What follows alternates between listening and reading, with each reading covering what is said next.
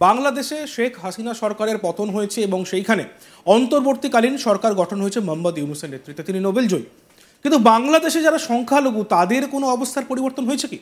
অন্তত বেশ কিছু ভাইরাল হওয়া ভিডিও এবং বাংলাদেশ থেকে উঠে আসা খবর অনুযায়ী তা তো মোটেও চোখে পড়ছে না।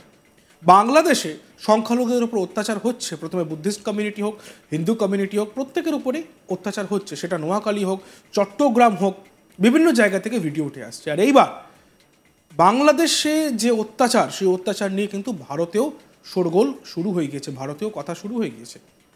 প্রথমে কোটা সংস্কার আন্দোলন ও পরে বৈষম্য বিরোধী আন্দোলনের জেরে প্রধানমন্ত্রী শেখ হাসিনার পতন এবং তারপর থেকেই বেছে বেছে সংখ্যালঘু হিন্দুদের উপর অত্যাচার চালানো হয় বলে অভিযোগ।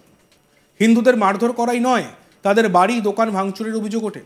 মোহাম্মদ ইউনূসের নেতৃত্বে অন্তর্বর্তীকালীন সরকার শপথ নিলেও এখনও পরিস্থিতি বিশেষ বদলায়নি। এই পরিস্থিতিতে ভারতে টেস্ট ম্যাচ খেলতে এসেছে বাংলাদেশ। কানপুরে টেস্ট ম্যাচ চলাকালীন স্টেডিয়ামের বাইরে প্রতিবাদ দেখালো বিশ্ব হিন্দু পরিষদ। বাংলাদেশের জাতীয় পতাকা পুড়িয়ে দেওয়ার পাশাপাশি জয় শ্রীরাম স্লোগানও দেওয়া হয়। অনেকে আবার হনুমান চালিসা পাঠ করেন। তবে পরিস্থিতি হাতের বাইরে বেরিয়ে যাওয়ার আগেই পুলিশ গোটা বিষয়টি নিয়ন্ত্রণে আনে। প্রসঙ্গত, গ্রিন পার্ক স্টেডিয়ামে বাংলাদেশের বিরুদ্ধে দ্বিতীয় টেস্ট ম্যাচ চলাকালীন এই ঘটনা ঘটে।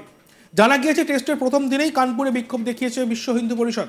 মূলগঞ্জ থেকে বিশ্ব হিন্দু পরিষদের কর্মী সমর্থকরা পদযাত্রা শুরু করেন, চলে আসেন সদ্ভাবনা চৌকির কাছে।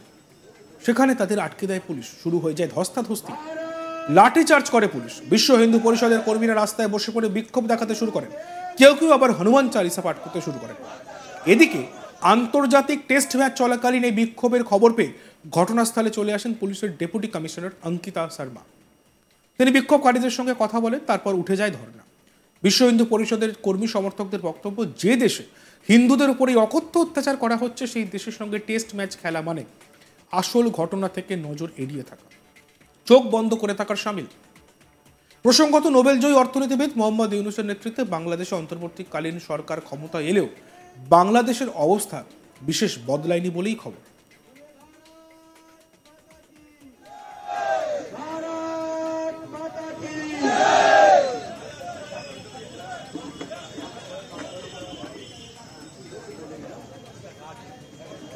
भारत माता की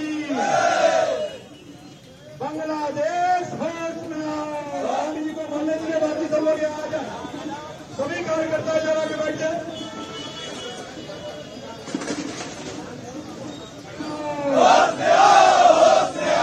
बांग्लादेश होश में आओ। নোবেলজয়ী অর্থনীতিবিদ মোহাম্মদ ইউনূসের নেতৃত্বে বাংলাদেশে অন্তর্বর্তীকালীন সরকার ক্ষমতা এলেও বাংলাদেশের অবস্থা বিশেষ বদলায়নি বলেই খবর। বিশেষ করে সংখ্যালঘু হিন্দুরা কিন্তু বেশ মুশকিলে রয়েছেন বলেই খবর।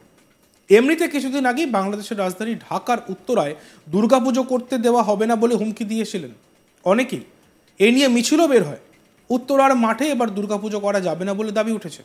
এছাড়া রংপুরের একটি স্কুলে হিন্দু ছাত্রীদের হিজাব পরতে জোর করা হয় বলে অভিযোগ।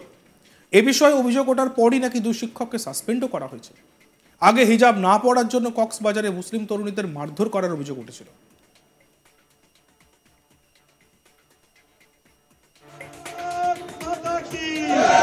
भारत माता की सभी कार्यकर्ता स्थान ग्रहण कर लेंगे। अपना धरना प्रारंभ होता है। बंधुओं, आप सबकी जानकारी लें। হাসিনা সরকারের পতন আর তারপর থেকেই বেছে বেছে সংখ্যালঘু হিন্দুদের উপর অত্যাচার চালানোর অভিযোগ বাংলাদেশ থেকে উঠে আসছে। হিন্দুদের মারধর করাই নয়, তাদের বাড়ি দোকান ভাঙচুরেরও অভিযোগ উঠছে। মোহাম্মদ ইউনূসের নেতৃত্বে অন্তর্বর্তীকালীন সরকার শপথ নিলেও এখনও পরিস্থিতি কিন্তু বিশেষ বদলায়নি। এই পরিস্থিতিতে ভারতে টেস্ট ম্যাচ খেলতে এসেছে বাংলাদেশ। কানপুরে টেস্ট ম্যাচ চলাকালীন স্টেডিয়ামের বাইরে প্রতিবাদ দেখালো বিশ্ব হিন্দু পরিষদ। বাংলাদেশের জাতীয় পতাকা পুড়িয়ে দেওয়ার পাশাপাশি জয় শ্রীরাম স্লোগানও দেওয়া হয়। অনেকে আবার হনুমান চালিসা পাঠ করেন। তবে পরিস্থিতি হাতের বাইরে বেরিয়ে যাওয়ার আগেই পুলিশ গোটা বিষয়টি নিয়ন্ত্রণে আনে। প্রসঙ্গত, গ্রিন পার্ক স্টেডিয়ামে বাংলাদেশের বিরুদ্ধে দ্বিতীয় টেস্ট ম্যাচ চলাকালীন এই ঘটনা ঘটে। জানা গিয়েছে, টেস্টের প্রথম দিনেই কানপুরে বিক্ষোভ দেখিয়েছে বিশ্ব হিন্দু পরিষদ। মূলগঞ্জ থেকে বিশ্ব হিন্দু পরিষদের কর্মী সমর্থকরা যাত্রা শুরু করেন, চলে আসে সদ্ভাবনা চৌকির কাছে। সেখানে তাদের আটকে দেয় পুলিশ। শুরু হয়ে যায় ধস্তাধস্তি, লাঠিচার্জ করে পুলিশ। বিশ্ব হিন্দু পরিষদের কর্মীরা রাস্তায় বসে পড়ে বিক্ষোভ দেখাতে শুরু করেন। কেউ কেউ আবার হনুমান চালিসা পাঠ করতে শুরু করেন। দেখতে থাকুন আজ তাক বাংলা, সাবস্ক্রাইব করতে ভুলবেন না।